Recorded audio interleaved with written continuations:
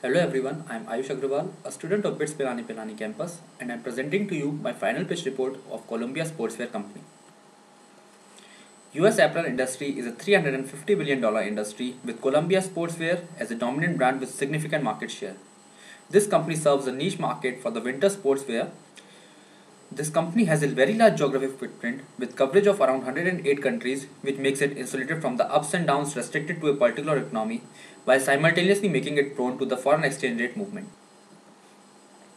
Columbia faces tough competition from one of the world's most recognized brands.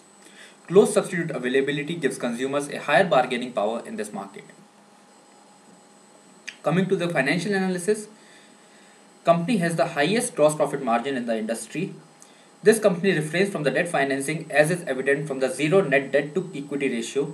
This also lowers companies' return on equity due to significant equity in company's liability.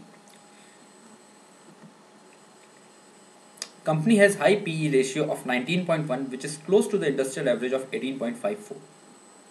This company has a low cash conversion cycle of 142 days owing to the fact that most of the company's production goes round the year while most of the sales are concentrated in the winter season only. Company stock was valued using dividend discount model as well as the FCFE model, considering both constant growth as well as two-stage transition period.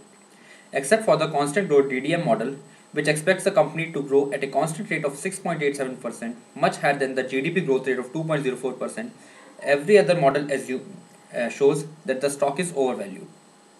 However, country risk premium was ignored while calculation, and owing to the large overseas operations, these valuations are susceptible to changes.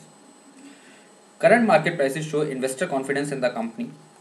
Columbia has recently undergone through a series of supply chain restructuring, effects of which will be visible in the coming years and may have led to the boost in the investors' confidence.